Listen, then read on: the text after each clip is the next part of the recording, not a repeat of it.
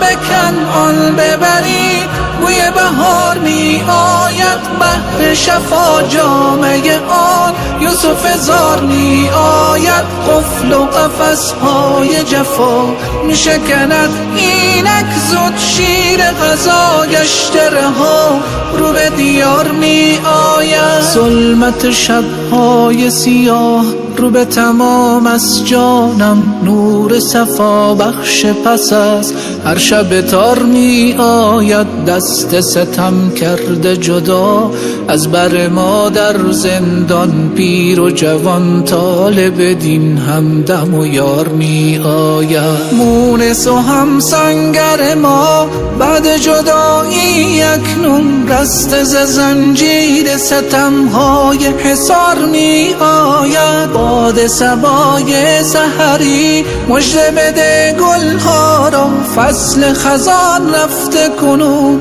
شور بهار می آید. مژده به کنعان ببرید بوی بهار می آید، بحر شفا جامه آن یوسف زار می آید. قفل و قفس های جفا می شکند اینک زود، شیر غذا گشته رها رو به دیار می آید.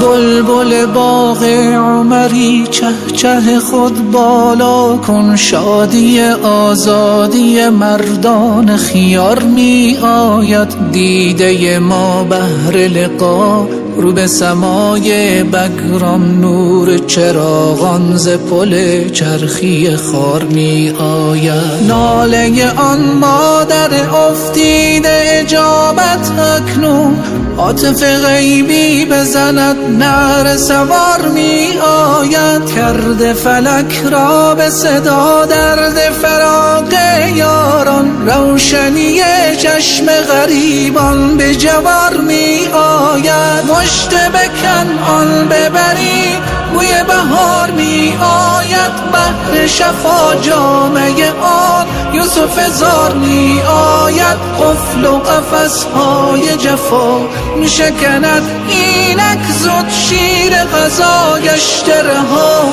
رو به دیار می آید.